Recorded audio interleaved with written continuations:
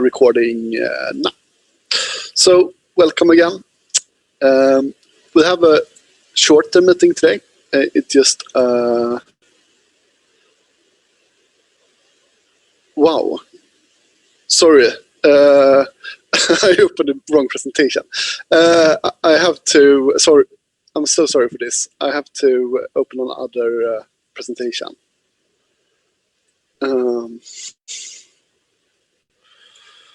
Oh.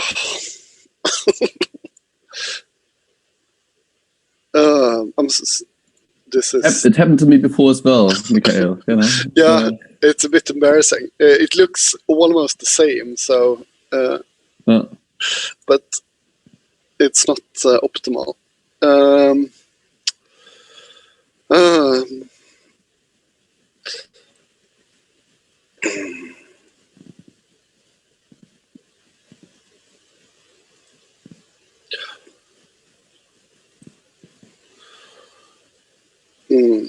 Yeah, it's I found it now, but it's just gonna be 1 or 2 minutes more. I'm so sorry.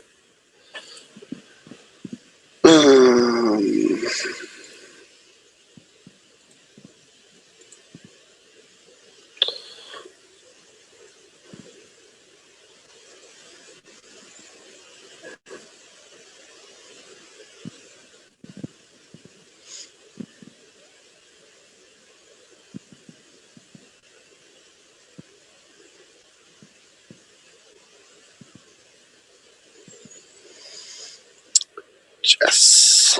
So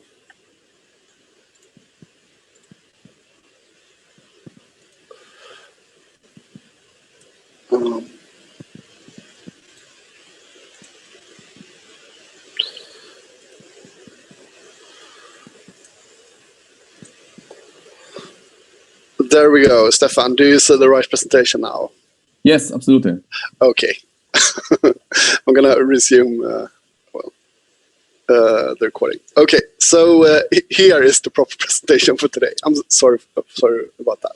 Yeah, so we're going to have a shorter meeting today, where we don't include the usual workshop parts that we'll have in the regional meetings we've had before, but we'll replace those. We'll have specific themes for and workshops around those during the spring instead. And we're going to talk a little bit about those different workshops later on. But for this first 45 minutes, we're going to discuss new legislative updates, and we will also talk a bit about updated tools and webinars. And then we will have a break. And then we're going to talk a little bit more about specific projects or stuff we're doing related to the chemicals group. So you will hear a bit more about that later. And as I said before, during this webinar, we are recording this webinar. So after each activity, we will pause the recording, then you can unmute yourself and ask questions, or you could, of course, write questions in the chat during the presentation as well. Yes, so the next meeting we're going to have is 1st of June. That will be a Swedish meeting. It will be digital as well. And we will have a follow-up meeting in English after that one as well, like this one. And it's going to be on the 8th of June. Then we're going to have our next big meeting in September 21st, and we will do the same there, have a follow-up meeting in English. And for these meetings, we will have some external presentations, but those we will only do a recap of ourselves, of course.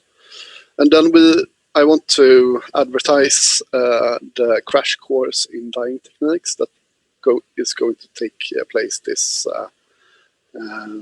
Thursday, the 22nd. I think it will be in English as well, so I think this audience is could be quite interested in that. And also, there's a big interest in the group. We have a very high attendance at that one.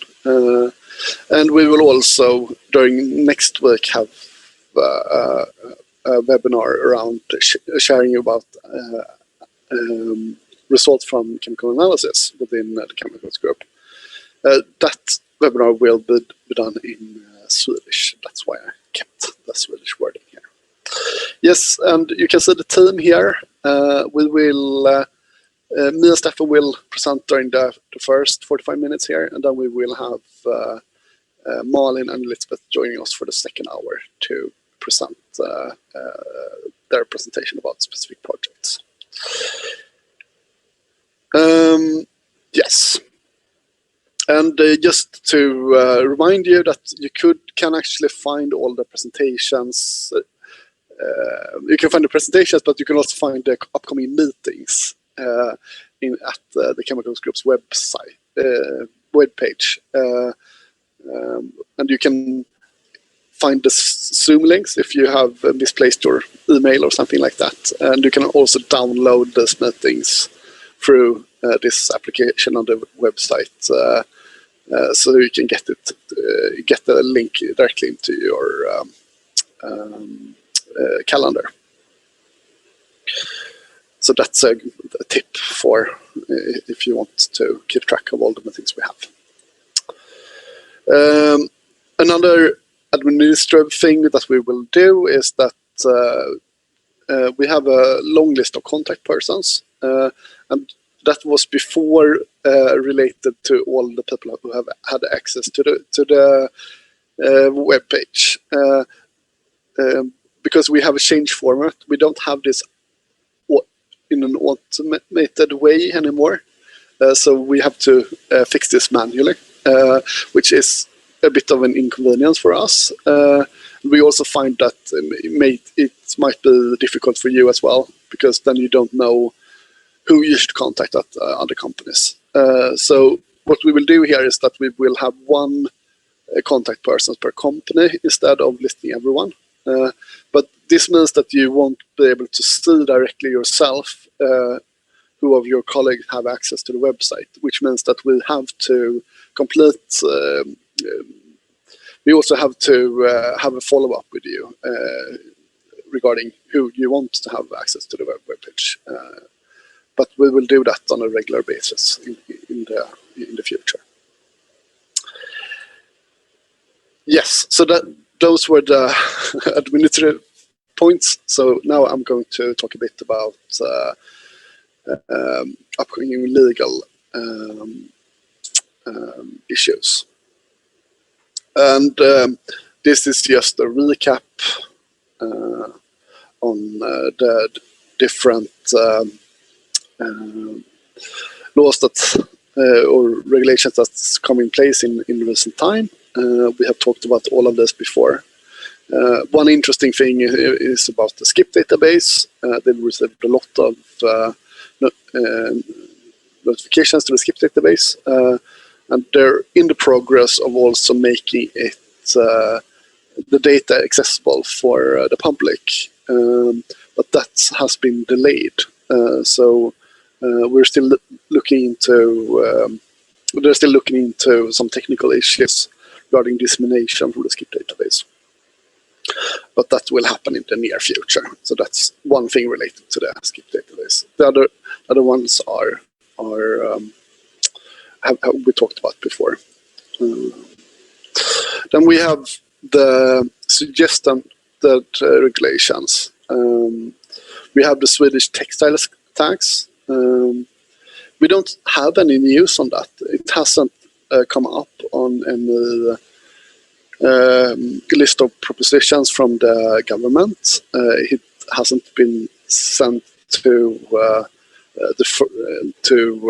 something called Lagrådet, which gives advice on how to implement new laws. So it's sort of in the same. We're in the same position as we did last time we had the meeting, and you can watch this from several different perspectives. On the one hand, it's very troublesome because we don't know what will happen, and it's very hard to plan in advance. So that's worrying. But on the other hand, the more it is delayed, the less likely is it that it will actually happen in the near future. So there's two sides of this. I'm going to talk a little bit more about some of those different proposed restrictions and the status of them. So I won't go into detail on this slide. But we have a restriction proposal on skin sensitizing substances in textiles, and this is something that will affect the chemical group's members a lot, because it's a quite broad restriction, and it will be very much a restriction for your products. Then we have some other restrictions that might not be so directed towards your products, but we will talk a bit more about that later. But I will start off this by inviting Stefan to describe the status of the PFXA restriction. Yes, hello, good morning. I hope you can hear me. This is just an update to the C6 chemistry or perfluorohexanoic acid restriction and the timeline. And as you maybe know, many members of the chemicals group that work with this chemistries, for instance, for repellent textiles, gave comments in a table. So Michael and me compiled a table with all the comments why the members use perfluorohexanoic acid and related chemicals, and why is it needed in the applications. Yeah? And this table of comments was then submitted to ECHA. And during the last two meetings of the RAC, the Committee for Risk Assessment, at least in the last meeting, these comments of the chemicals were discussed together with many other comments that were there, because there were many, many comments, like thousands of comments. And I contacted our contact person at Chemi, which is also involved in these discussions at ECHA. And he said at this point, he is not allowed to give specific comments to this consultation. Yeah? But there will be another final discussion in May 2021, so very soon.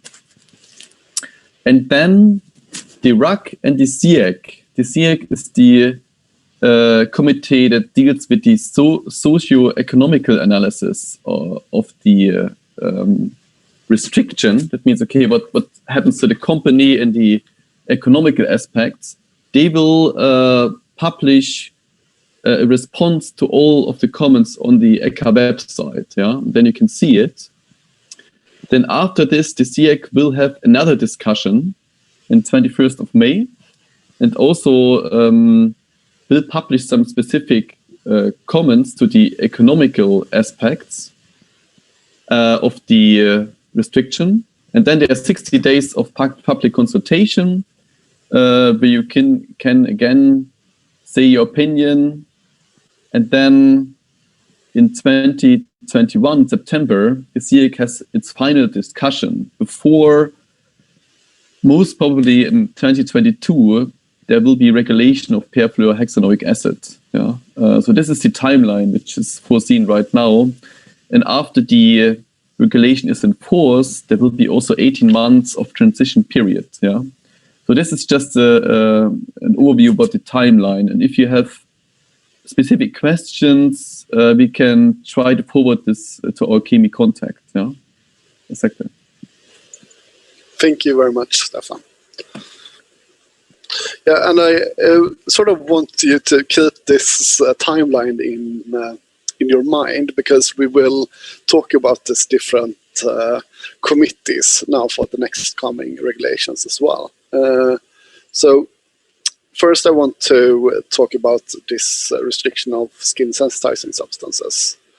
And what's happened for this one, I go back to this slide that Stefan made.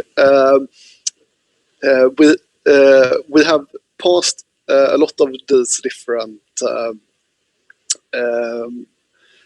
activities. So what happened is that the SEAC committee has published their draft opinion. They also published now their response and the comments from different stakeholders. So that's what's new about the skin sensitizing restriction. Just to give you an update on the scope, I mean, we've talked about this before, but I think it's important to repeat it.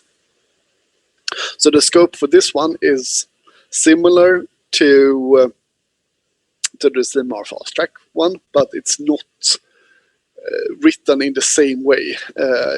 You don't include shoe wear in the same way. But the scope is clothing and related accessories, and then textiles, leather, fur, hides, and synthetic leathers that come in contact with the human skin in the same extent as clothing.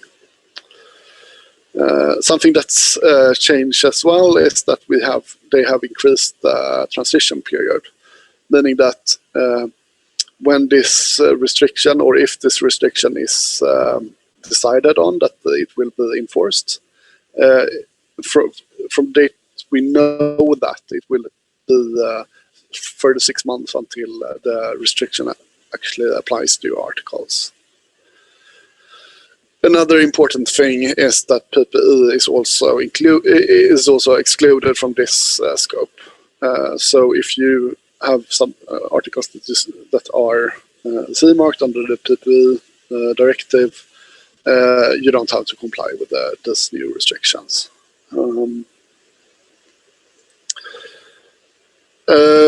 Yes, and what kind of substances is targeted in this restriction? Well, pretty much all that are skin sensitizing, but they mention a couple of ones that we want to look in the restriction that have specific limit values. So, for instance, we have chromium-6. This is a compound that we recognize from before.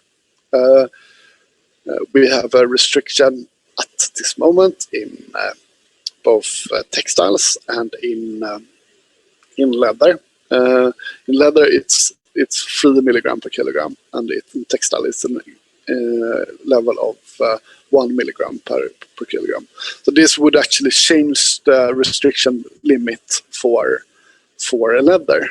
And this was something that was addressed in several comments from this public consultation, that a lot of stakeholders thinks that because the ISO standard states that you can't go lower than 3 milligram per kilogram in the detection limit, that would mean that this restriction is not feasible. But other labs have other opinion, and will also mean that you could test at lower detection limit values. So it's a bit complicated, this, and that's a discussion around this restriction limit value. Then there's another restriction limit value proposed for formaldehyde, and formaldehyde, as you might know, is restricted in the CMR fast track restriction as well, with a restriction limit value of 75 milligram per kilogram. So this is much lower, and this is also something that it has been commented on, that we already have a restriction here. So and maybe we want to keep the restriction limit value. Then we will see what they end up in the SEAC and RAC opinions, but this has been part of this discussion.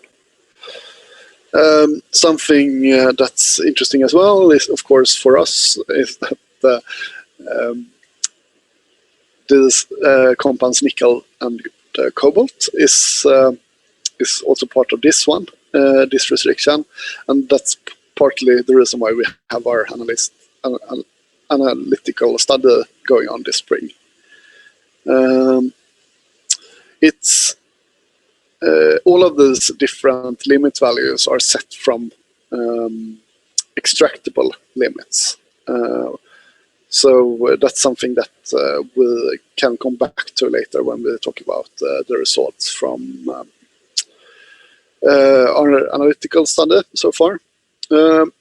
Something that's also been criticized a lot, and which is quite an interesting feature of this proposed restriction, is that it doesn't just mention specific substances, but it mentions as well that all substances which is harmonized classified as skin sensitizing in category 1, 1A or 1B, shouldn't be present in greater concentration than this specific limit values.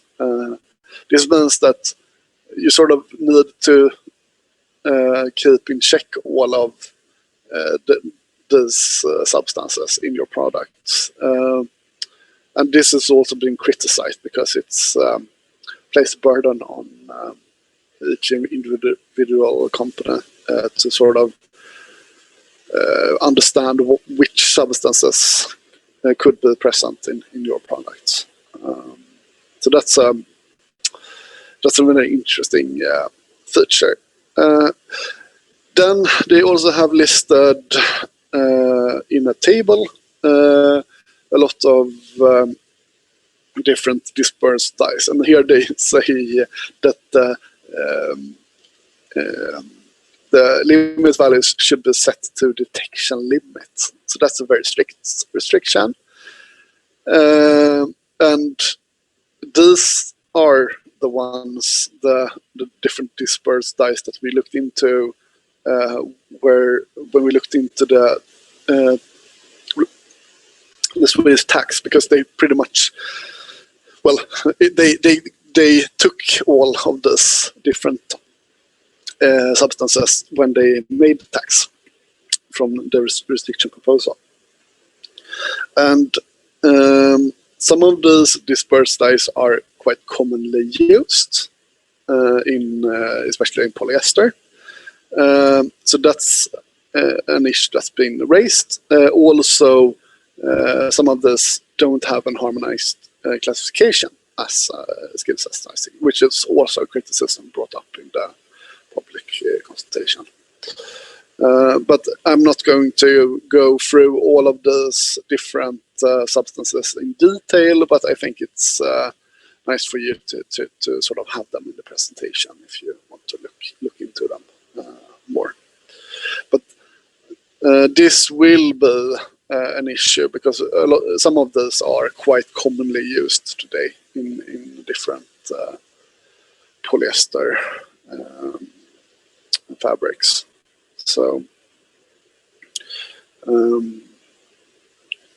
that will definitely be a continued discussion, I think.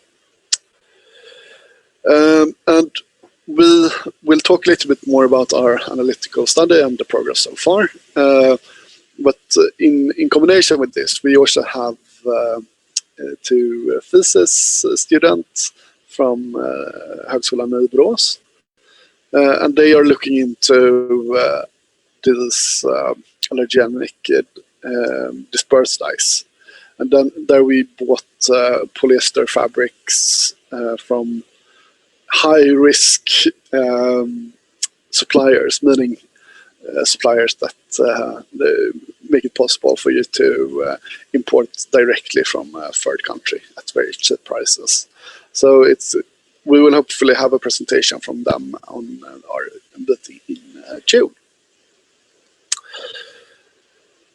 Yes, and now we're going to go through some other updates in different restrictions a little bit faster, because these restrictions don't apply in the same way as the skin sensitizing one.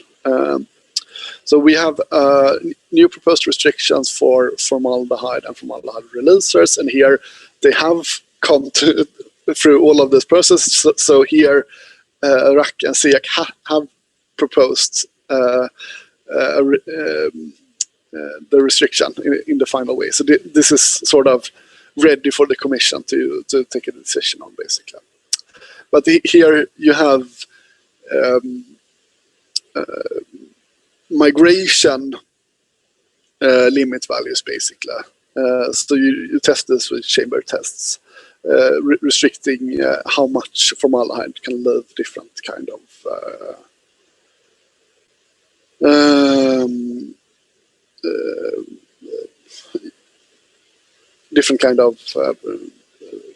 mixtures or stuff like that. So and articles, but we already have a restriction in the seminar fast track for formaldehyde. So I don't think this is so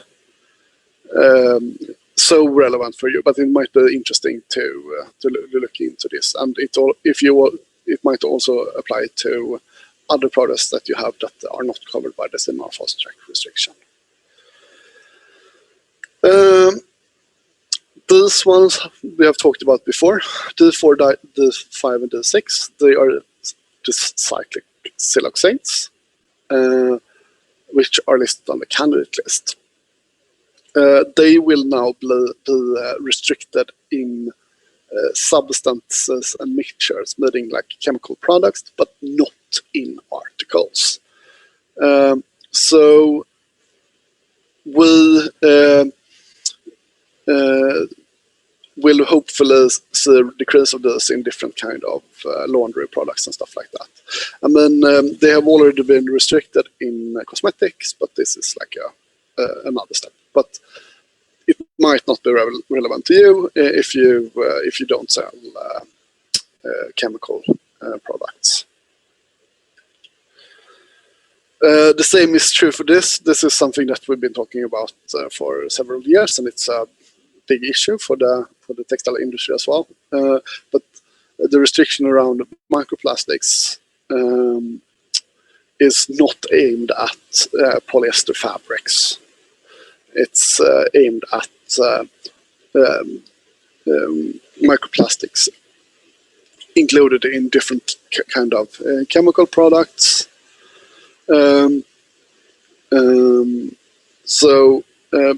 But this might be interesting for you to be aware of as well. Both, so you're not worried about that this has something to do with polyester fabrics, and also if you sell products which might chemical products which might contain this microplastics, you need to be aware of that.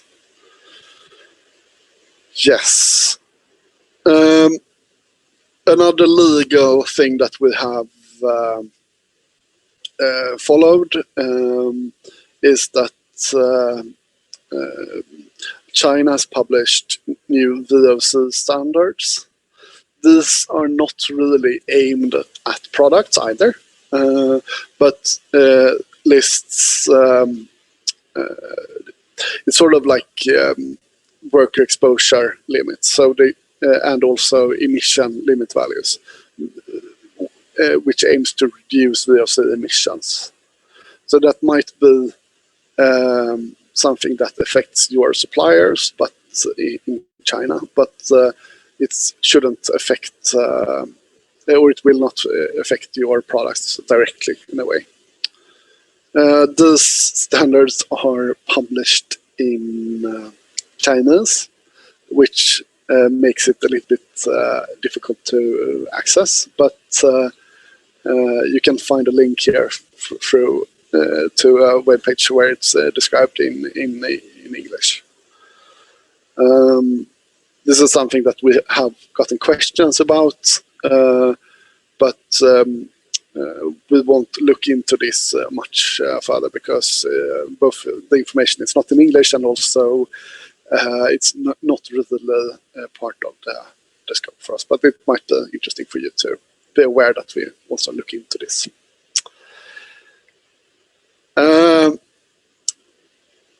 Yes. We have also updated our contracts on the web page, and I mean we sort of also changed the name of this one. I know already this is how most of you use it. You use it as an inspiration, and you use different kind of wordings in your contract that you have with your suppliers. But we sort of made that clear that this is meant to be included in your contract. It's not supposed to be a contract of its own, because it has to be aligned with the way you write your contract regarding the other issues, basically. So we did that, and we also have in a more clear way written that you can choose to have different wordings, which means different things. So here we have like 3 different examples, where the top one is the harshest ones. The second one, I think, might be the ones that most of you use, and the third one is just a legal requirement. And we have this in a couple of places where we have like more clear definitions about what this means. So hopefully this will be more helpful than the one we had before, but you will recognize the wording a lot from the last one as well. So yes. Another questions that we have gotten have been regarding safety data sheets. And we want to clarify a couple of things here. That not all chemical products require safety data sheets according to the REACH legislation.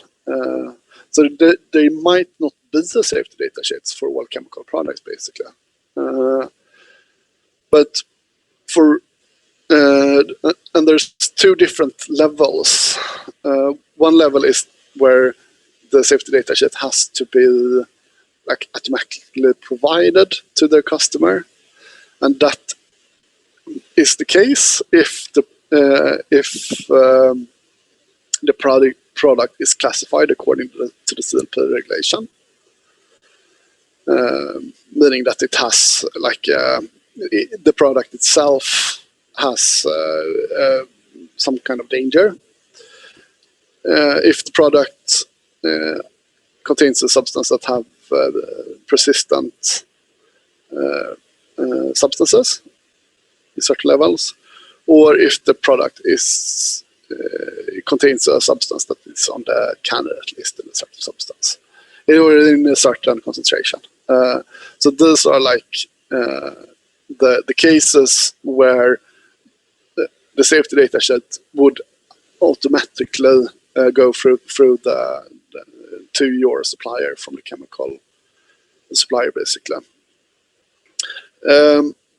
There's also another level where the safety data sheet is not automatically supplied, but is available on request. And this is under these conditions. So if at least 1% or 0.2% for gases of a substance is classified under CLP legislation, then you have to have a safety data sheet accessible on request. If it contains a substance with workplace exposure limits, you also have to have this. And if it contains a substance of 0.1% of a certain other hazards. And you can see all of these different rules in Article 41 in REACH. And if you have to have a the safety data sheet available on request, you also have to put that sentence on the label. But I mean, so why is this interesting for you? Well, it's interesting from two perspectives.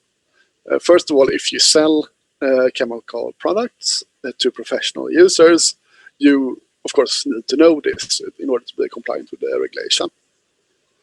But it also gives some insight on when it's possible to retrieve a safety data sheet as a ground for information gathering from your suppliers. So, I mean, you wouldn't find a safety data sheet for all chemical products, which might be a problem. But if it contains the substances, it will be part of. You would have a safety data sheet, basically. Yes. So I think if you have any questions, please write them in the chat, so I know if I should pause here or not. Otherwise, I just continue with the webinar and present them, and then we can have short questions before. Michael, I have a question. Yes. Yeah. So, isn't this, if the chemical has a CLP classification with the supplier of the chemical, doesn't he know about the details? So, if you ask him, wouldn't he say, yeah? I mean, because as a company, you don't know what classification the chemical has that you might want to have a safety data sheet for. Yeah? No, I mean. No, I mean, you would probably, I mean, this information has to be carried through the supply chain. You're right. But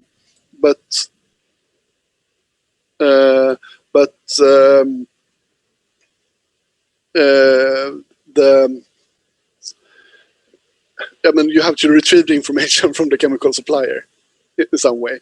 But if you, and you wouldn't necessarily know if it contains a substance that falls under one of those categories if you don't if the supplier doesn't give you that information. Exactly. So I mean it's a bit tricky, but sometimes you might get information apart from a safety data sheet that can make it possible to check this. We also got a question about for the skin sensitizing proposal, if all types are of PPE is excluded. I mean, all the products that falls on the PPE directive is excluded, but I mean, workwear companies sells products which don't fall under the PPE directive as well. So it depends on how you look at it, I would say. Also, I mean, we don't have a final restriction yet, but I mean, this is the likely one.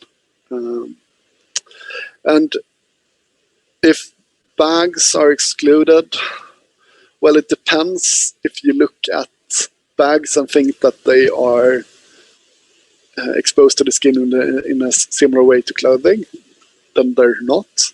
And if you think that they are, you expose your skin to them in a similar way as clothing, they are part of the restriction.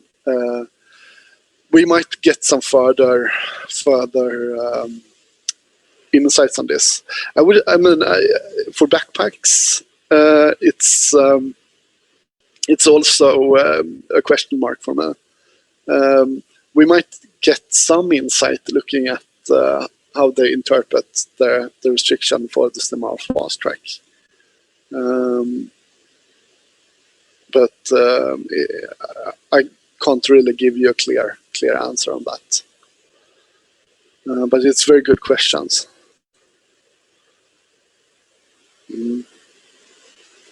Yes.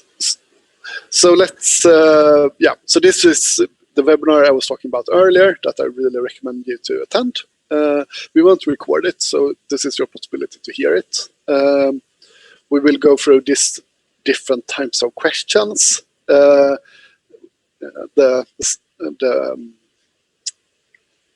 planning is that first Ale will have a 1 hour presentation, and then we'll have gotten a lot of different kinds of questions.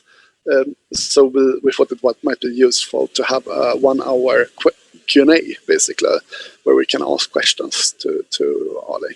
And he already have received quite a few questions.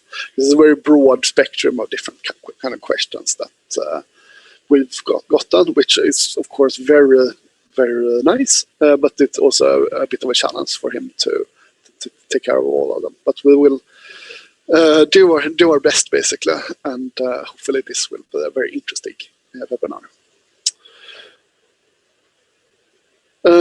Also, something that we want to flag is that for the meeting in the 1st of June, we will have we have already talked to guest speakers, which are dermatologists from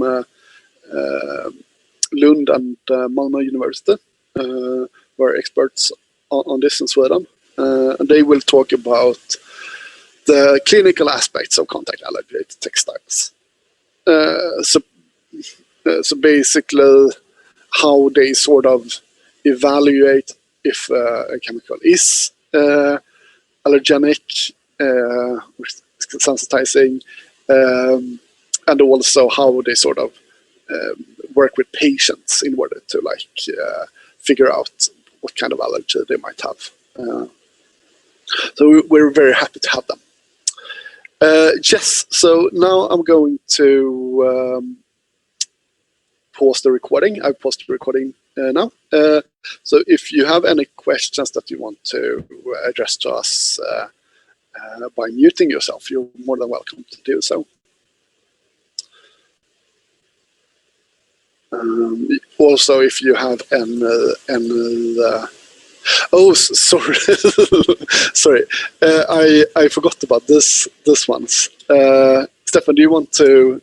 Yeah, no problem. It's I just want to say that we had a seminar about our database, and that there is a link here in the slide where you can find the recording. Yeah, so if you missed this webinar, then you can watch it again. And in the webinar, we basically explained how the database worked, how to use different search functions, and also how to export Excel tables with relevant chemicals. Yeah? And we also had discussions, and in these discussions, as a main summary, it was said that some of the companies are already using the database, and one good comment was that you could also use the database to answer customer and consumer requests. Yeah? This was one idea. Next slide. And then we also had the webinar to alternative assessments for DWR chemicals. It was also recorded, and we presented an alternative assessment concept to replace PFOS based DVRs in textiles. This was based on functional testing and also an alternative assessment concept. And in the discussions, it came out that many members have phased out the PFOS C6 chemistry and moved to C0, but that it is also very difficult to get good information from the suppliers. So that was just a short recap of the webinars. Yeah. Thank you very much, Stefan. Sorry for no problem forgetting about that. Yeah, because now we have reached the pause. And if you have any questions, please write them in the chat, and we can address them when we start the next session. But for the next session, we will have presentations from our other colleagues as well. So yes, see you again at 10.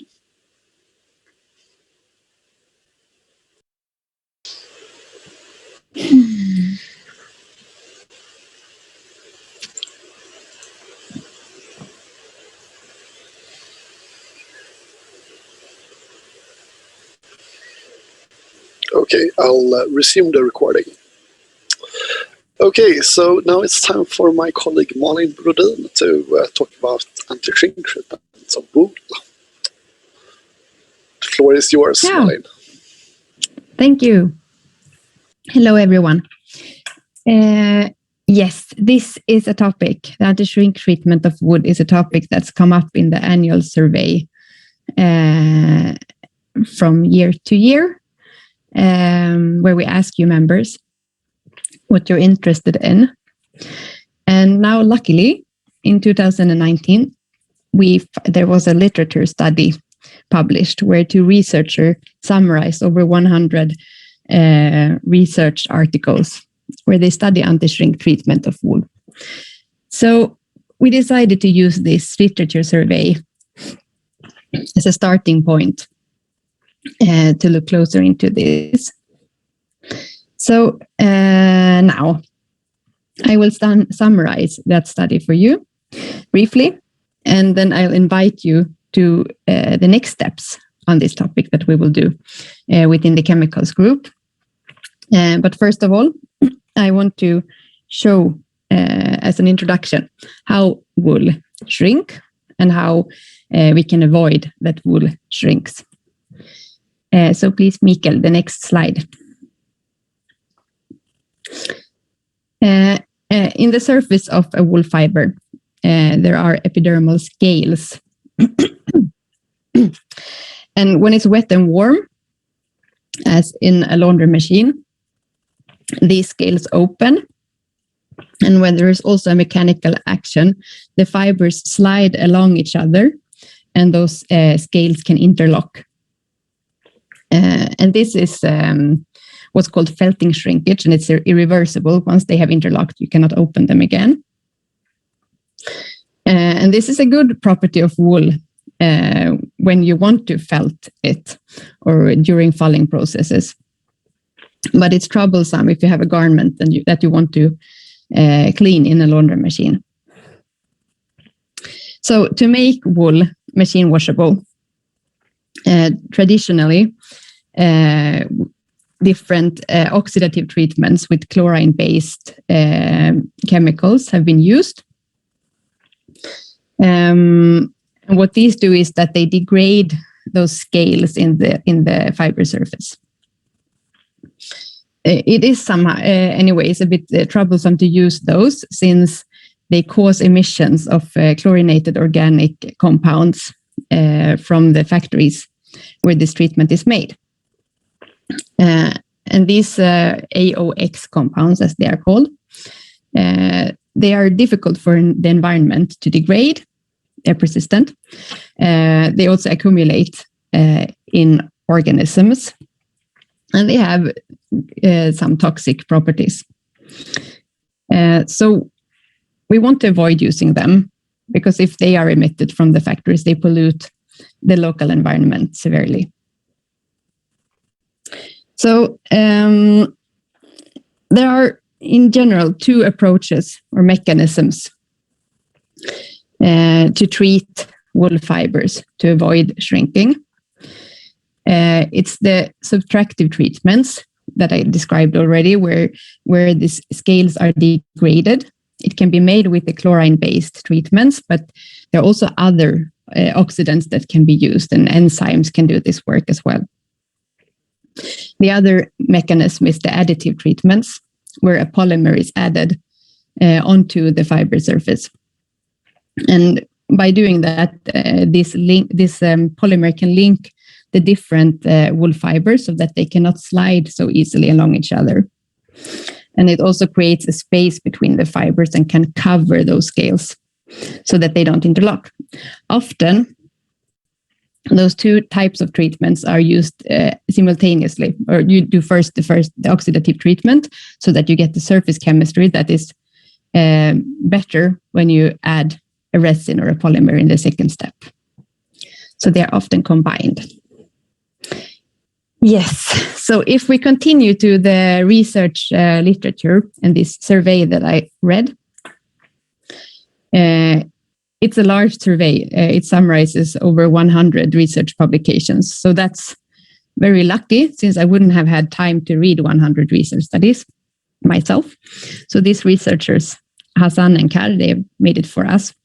In research literature, what they look at in most cases is if those treatments give anti-shrink properties. And that's good. But they don't look at much more. They try to foresee processing challenges in the literature, and they look at those properties and maybe the mechanism, how it works. But in research literature in general, there's much lacking with regard to actual processes and reality and commercialization. So they don't, for example, in most cases, they don't look at what happens after many laundry cycles. They also don't look at other toxicological properties or environmental issues. The main focus here is that they don't emit those chlorinated organic compounds, but there can be other issues from an environmental or health perspective, and that is not covered. So that's just to tell you a little bit about the limits or limitations with research work. Here you see this really small text, and that's because you're not supposed to read the text. Just look at the green and red fields. And above this black line, you can see every line is one process that has been commercialized. Below the line is pure research work. And to the right here, in the column with many red and green fields, you see the shrink resistance. So this is important because what you see is that there are both commercial methods and uncommercial methods that can give a good or excellent shrink resistance, which is very good and promising. If you look instead to the far left and the red and green fields there, you can see that there are both commercial and non-commercial methods that don't emit those hazardous chlorinated organic compounds, which is also important and good.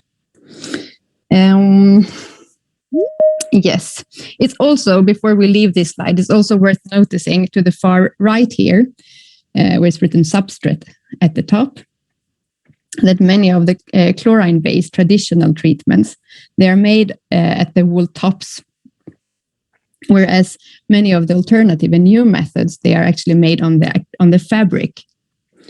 So this will represent different stages in your supply chain, possibly. And I'm guessing that would affect your discussion with suppliers if alternative treatments are supposed to be made at the different processing step. Okay, let's continue.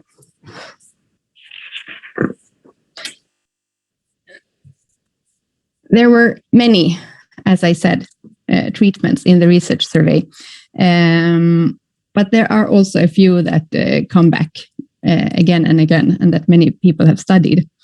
It's the polysiloxanes, the plasma treatments, and the enzymatic treatments.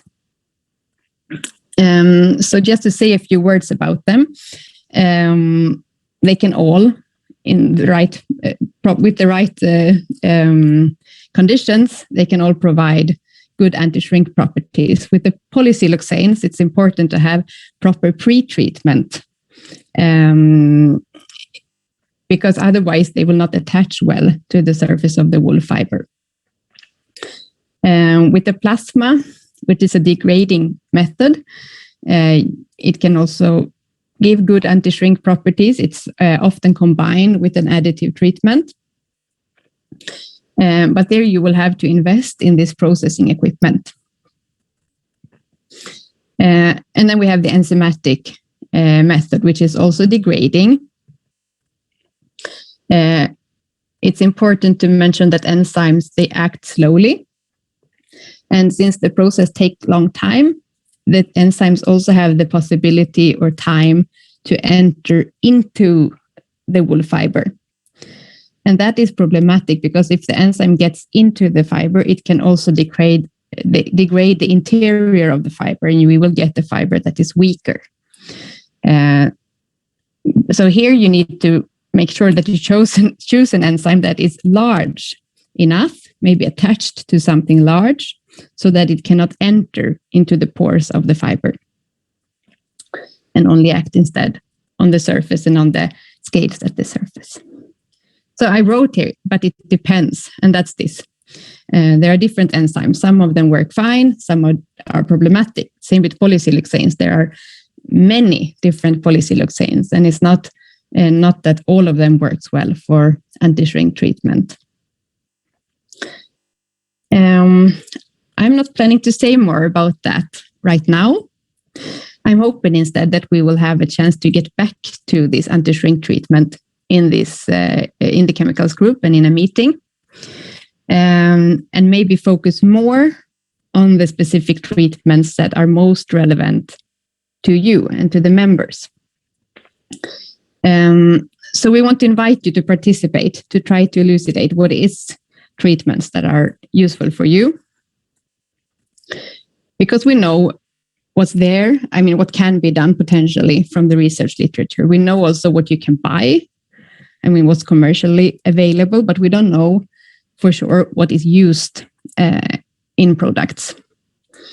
So we want to ask you what you are using, and if there are alternatives that you have been offered, or if you do know what you have been used in before. We're also interested in knowing if you have what your comments are to these. If they have worked well for you. How they affect other technical properties of your products. And hopefully, if we can learn enough about the chemical structure of your treatments, we can also look deeper into environmental and health hazards. So this is what we would like to do. So if you continue to the next slide, we will ask you questions. We'll send a questionnaire. Maybe some of you can answer it as it is. You might want to do this in dialogue with your supplier. It's up to you. We hope that that these questions can also be used if you have not discussed this with your suppliers before. But if this is the first time you talk about anti-shrink treatments with your supplier, maybe you can ask those questions as a starting point for that discussion. So we'll send you these questions by email. And hopefully, if the interest is large enough, we will try to summarize your answers in a larger meeting for everyone. But as always, if the answers are too few, we will be careful about sharing it so that you are not exposed to everyone else. And then we will give the results or discuss this only with you individually instead. So please keep your eyes open for this email with the invitation. Thank you. Thank you, Malin. I'm going to pause the recording. So now it's paused. Is there any questions regarding this to Malin?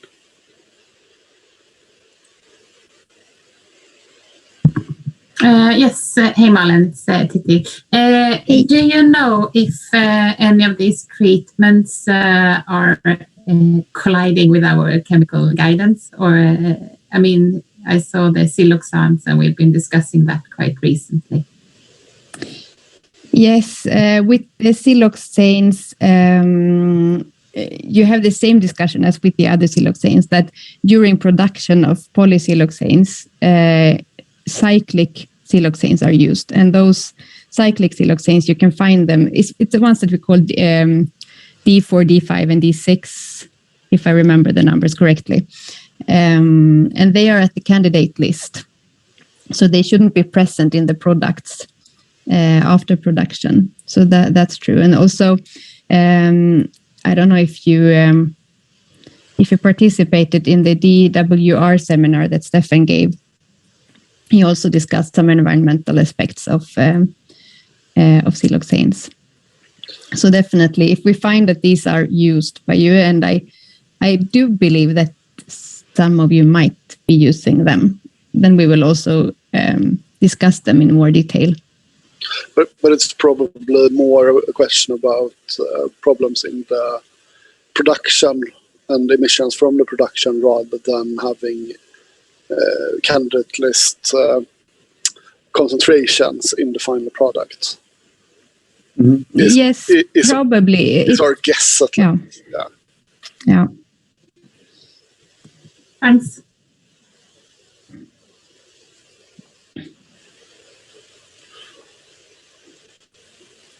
That was a very good question. Anybody else have a question? Or should we continue?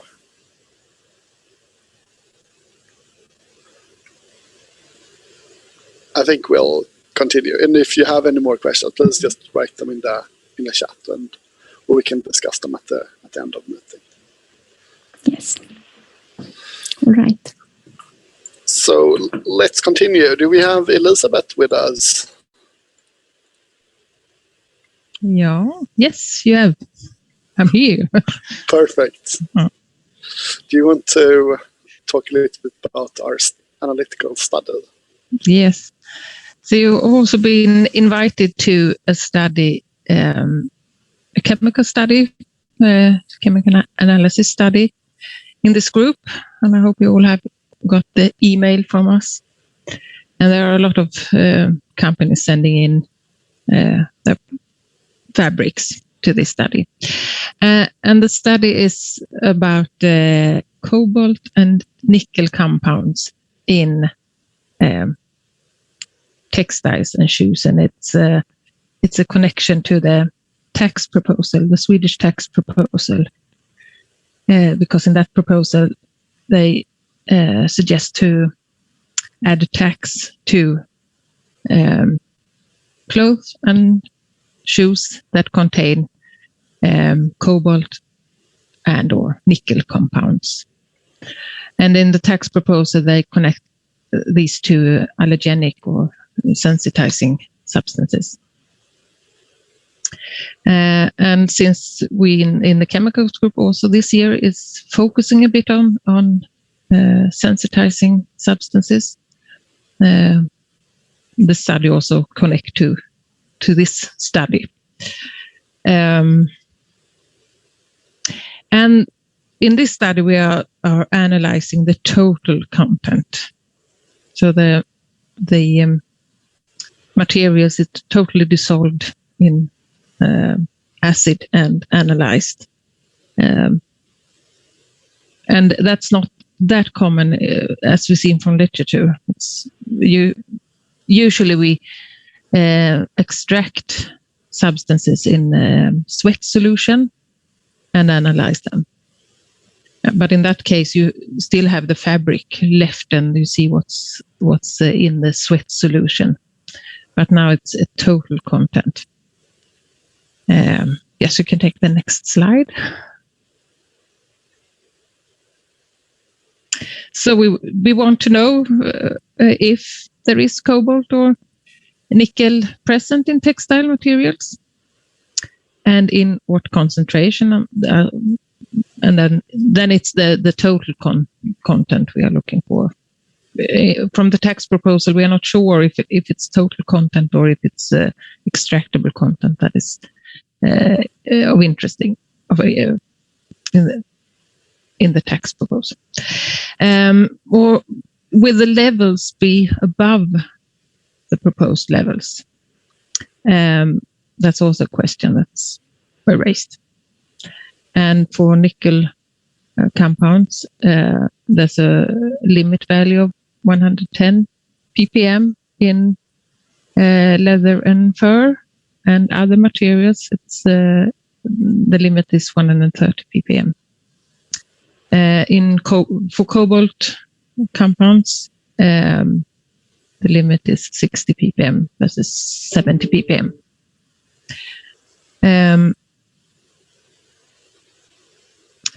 And since this analysis it's easy to also look for other metals that can probably come from the complex dyes, metal dyes. We also check for others, but the main issue is cobalt and nickel, and this is the answer you will get from us. But as it is, we also look for chromium and copper, for instance, because these can also form this complex dyes. One question that's difficult to answer, because we don't know how the tax proposal will be at the end, because it says cobalt compounds and nickel compounds. And for instance, if you look at the previous slide, there's a dye complex there. In the middle of each of these, there's a chromium ion and a cobalt ion. And there's a lot of other chemicals around it. So it's we're just measuring the cobalt. Can you point at this, Mikael, or can I? Perhaps you can see in the middle. Yes. Yeah. So my pointer. So that's the cobalt ion, and that's the one we are looking for. But the whole molecule or the whole dye will weigh a lot more. So that's a different calculation afterwards for the tax. But perhaps we will know more about this, hopefully. And we can also look at the sensitizing proposal in EU, how they are calculating this. But we start with a study to see if there's how these questions are answered. Yes, you've sent us a lot of samples. They're still arriving, and that's okay. We will analyze as much as we can do. So now we have approximately 70 samples. There are polyamide, nylon, and wool mixtures. So it's okay to send a mixture of these material, because the tax will be added on the fabric or the clothes itself. So it's good to know how the content of the material, but it doesn't matter if it's a mixed material or if it's a pure wool material. So far we have analyzed half of it, and we can see that there's no nickel present in any of the samples. Cobalt, we found it in 10 samples, 10 out of the 38, and that's a third of the samples. Most of these samples were made of polyamide, and 6 of them, where we find cobalt, was close to the limit of 70 ppm, close to the limit of what we think, at least, it's in the tax proposal. And we found them mostly brown and black materials. We found one material that had a higher amount of cobalt. It was a green, olive green material, and we found it in materials with lower amounts, black materials. And as I said, we also checked for chromium and copper, and chromium was more common in these samples than the other metals. We couldn't be sure, of course, if all chromium is from a metal complex dye, because we just see the metal ion. But my guess from the literature is that chromium is used to dye woolen polyamide. We also find copper in some samples, and in some of these samples, both cobalt, chromium, and copper was found. Yes. Thank you, Elizabeth. And we talked about this during the last meeting, but in the skin sensitizing proposed restriction, it's the concentration of the metal, the extracted metal, that's restricted. Maybe not all of the metal. It's a bit difficult to see how they are going to divide between substances which contain cobalt, which are classified as skin sensitizing, and which are not in this analytical way. So that's still an issue. But I mean, it's we don't find levels above what's proposed in the skin sensitizing restriction, right? So it's not so worrisome, the results so far. Or what do you say, Elizabeth? You're muted, sorry. Yes, it's depending on how you calculate it. But if you look at the extractable amount, because we tested some of them where we found cobalt, and we tested it also an extractable analysis, and you couldn't extract it in just very low levels in sweat solution. So. But from the information so far, I shouldn't be that worried. Okay. But let's see what we can more find in literature and from the study when we finished it. So. Okay, thank you so much. So I just paused the recording. Is there any questions from the audience regarding this study?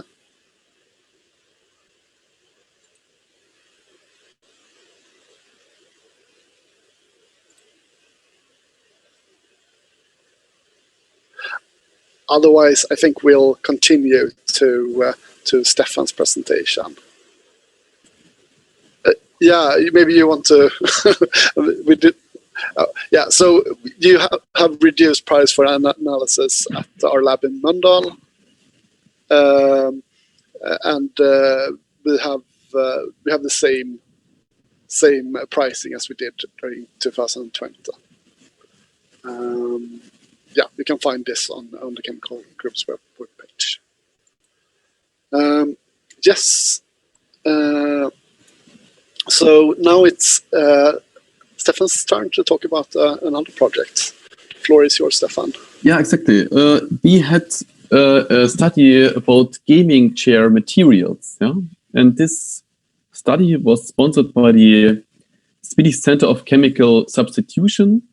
This is an institution that we already introduced, which deals with all kinds of chemicals and different kind of products. Yeah? So they are not focusing on textiles and electronics. They look for different types of other products as well, such as furniture. And Elisabeth has done the analytical work to this study. And I just would like to give a short result presentation. Next slide, please.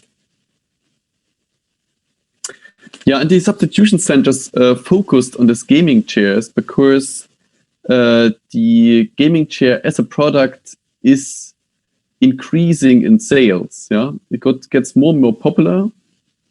And the reason for this is, as you can see on the right side, that there are a lot of gamers, especially in Sweden. So we have a number of 4.2 million gamers of 10 million people living in Sweden. It doesn't mean that all of these gamers play computer games. There's also smartphone gamers, but it's a really high number. And some of the more professional ones are using gaming chairs. And the substitution center wanted to look into this kind of materials because there's a lot of young gamers using these chairs, and they sit for very long times in the chairs and play, at least some of them. And so there is a very high risk for chemical exposure. And so the question was, what is to find in this type of products? Next slide, please. So this is how we designed the study. We first of all did, in part 1, a review of the technologies. So what type of materials are used? What kind of chemicals do they contain? And we also did a short risk assessment of these chemicals. And then in part 2, Elisabeth did a screening of the seed materials to look for halogens and heavy metals.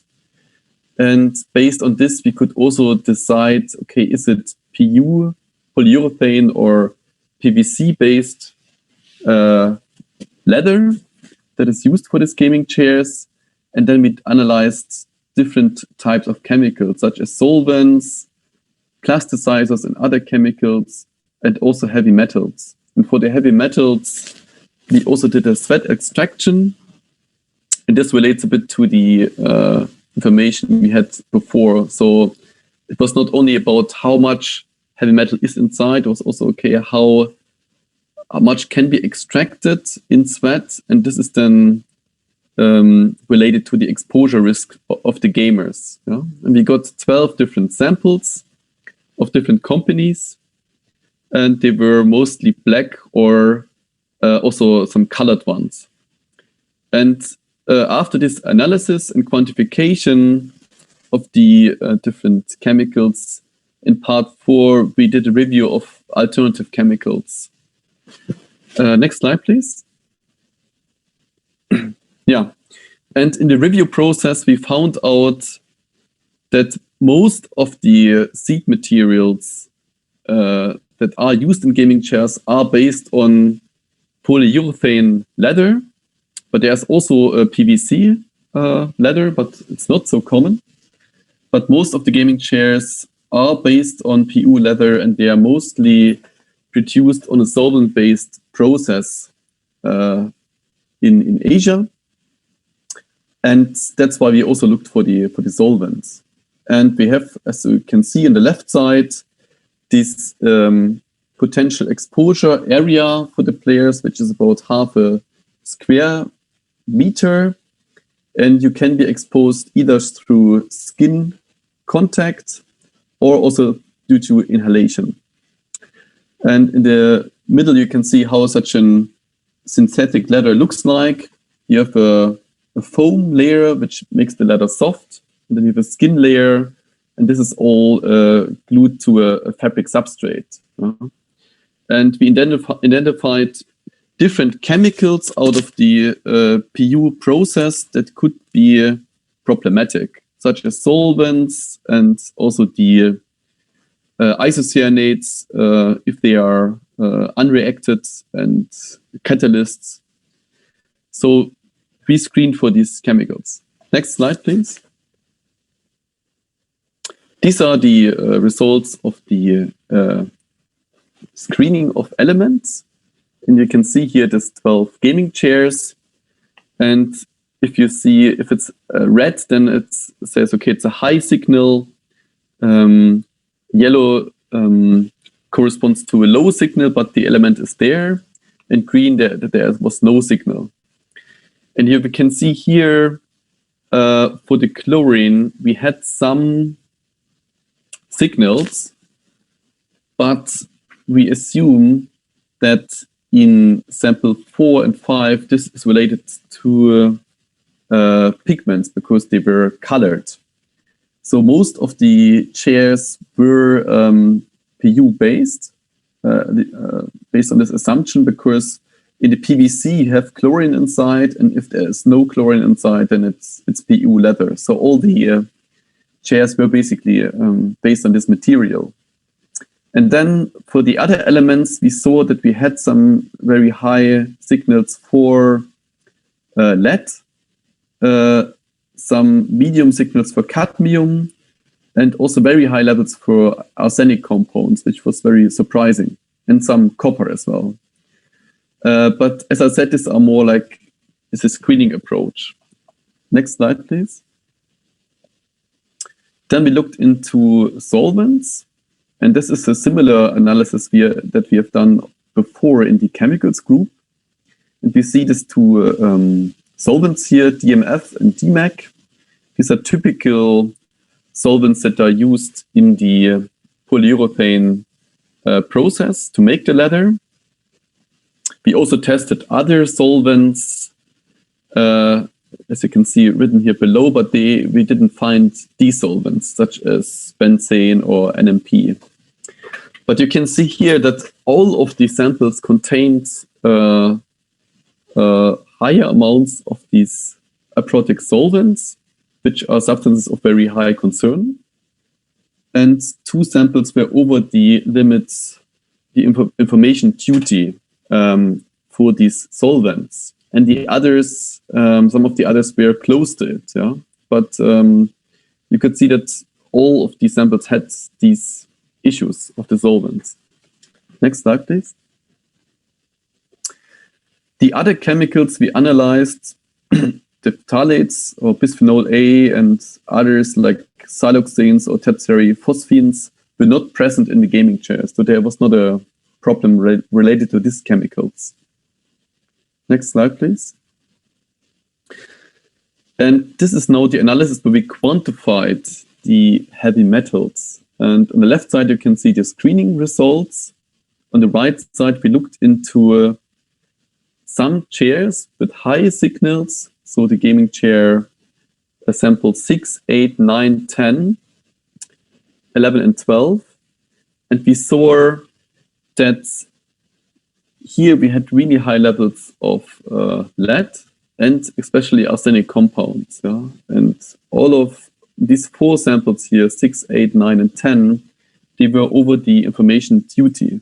Yeah? And these levels are very problematic if you sit in such a chair and then are exposed during gaming. Yeah? So that's were very high levels. Next slide, please. These are now the results of the sweat extractions. As I said before, we took the samples, or Elisabeth took the samples and did a sweat extraction. And as you can see, that some of the elements were carried over into the sweat. These were mainly arsenic, but also antimon. Antimon we haven't tested before. In the previous slide, it was not included, but the antimon most probably comes from the catalyst. Yeah? But if you zoom then into the analysis, this is this little window here integrated into the diagram, you can see that also lead is present in the gaming chair 6, 8, 9, and 10. And also over the levels, above the levels of the limits for extractable lead. Yeah, this is this 1 milligrams per kilogram. You can also learn that not all of the lead we found, which were much more, was found in the sweat. So that means, okay, a lot of the sweat stays in the chair and doesn't go into the sweat. So there might be not a huge risk for exposure. However, the level is still higher than the legal limit, yeah, so which is a problem. Yeah? So as a summary of the study, next slide, it is to say that under the gaming chair samples, there were a lot of samples that had chemicals of concerns in concentrations of higher than 0.1%. These were especially solvents and heavy metals, which is a problem for the human exposure and the users of these chairs. Yeah? So, and we are in discussion with the companies, and they were very surprised because some of them have analyzed their products and didn't find these levels, especially not the arsenic levels. So they will now speak to the suppliers and try to find out what's going on. Yeah, so it's was a very interesting study. Yeah, that's the summary. If there are questions, I'm happy to answer them. Thank you very much, Stefan. I'll pause the recording. So it's paused now.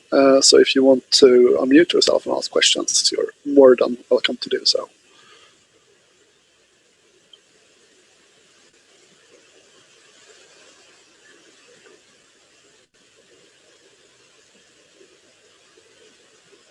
I think I can start with the same question I asked during the Swedish meeting then. When you mentioned now that the arsenic levels were tested before it was transported into Sweden. But what's your thinking around that? Why was the arsenic substances present in such high concentrations?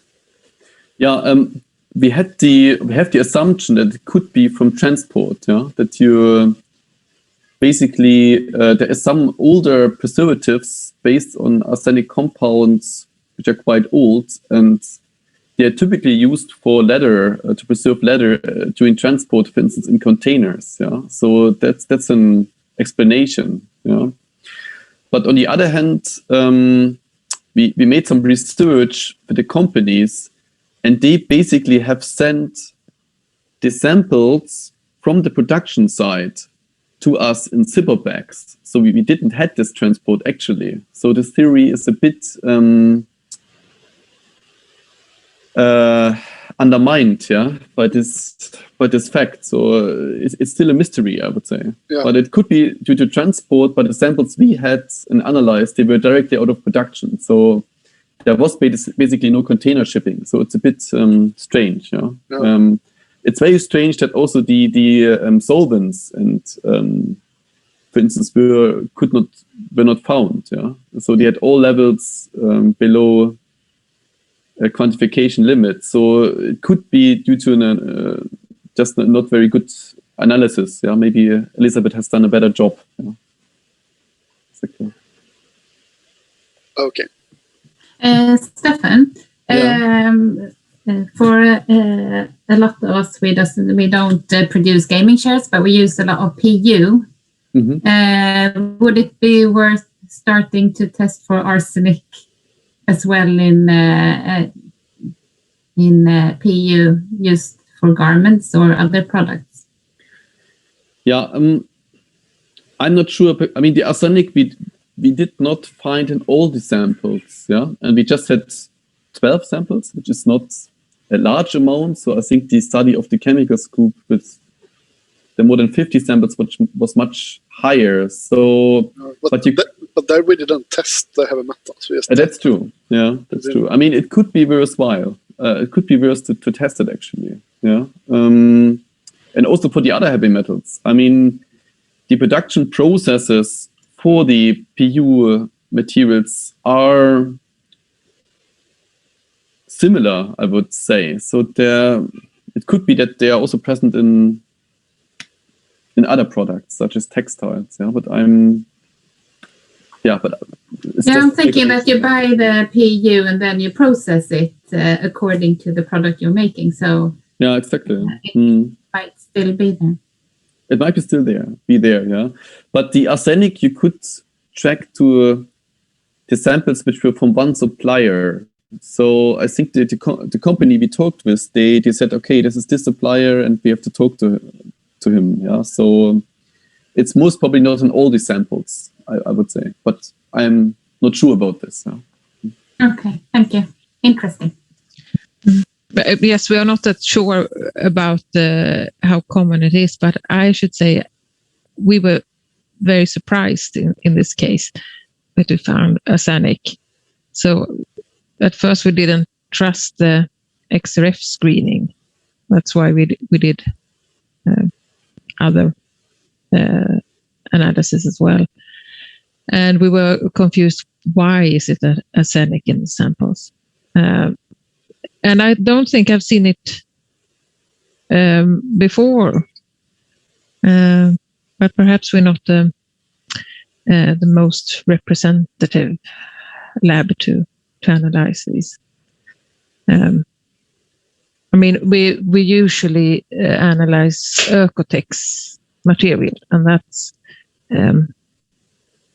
they need to have a more controlled distribution chain. So I'm what to say? It's easy to find it in an XRF screening. So if you do it for lead, for instance, you can also find arsenic there, but it's surprisingly we found it. So what to say? No risk or lower risk, I think, if the supplier is okay. I think also the substitution center was choosing these gaming chairs because they thought maybe this is not a very controlled product market, yeah, because there's also a lot of cheap brands, and so there's a big price range, yeah, and they are also more sold in this kind of computer electronics area. So they thought it would be interesting to look into it, yeah. And it might also, the arsenic could be also just a contamination issue somewhere from production, that at a production site there's some chemical contamination from previous work or whatever. Yeah, but this is detective work to find this out, I guess. Was it also the case that you found lead in more samples, or was that a wider spread issue? That was a more wider spread issue, I think. Yeah, this was in other samples as well. Not, yeah.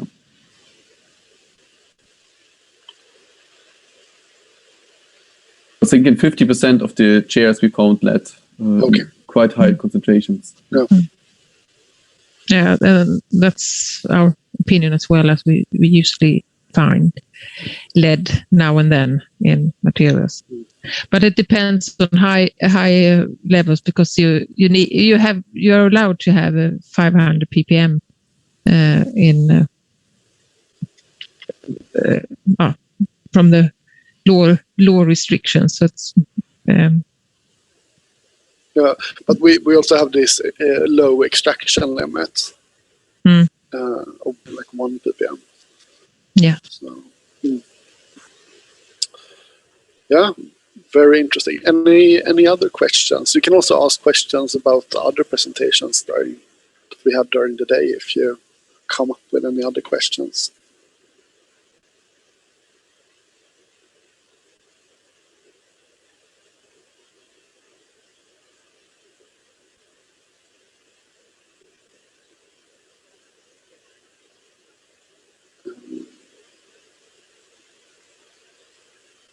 Otherwise, I think we will wrap this up, and we want to thank you for your participation today, and also remind you that you can book a digital home visit from us. We've had quite a few now, so I think we're getting better at having the digital ones, and you're always welcome to contact us at our mail address here. So thank you very much for participating today. Both the presentation and the recording will be published on the webpage later today, hopefully, if not tomorrow. We will stay here for a couple more minutes if you have any questions.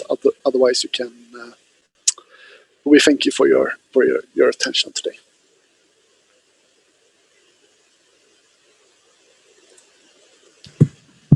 Thank you. Bye. Thank you. Thank you very much. Bye-bye. Thank you.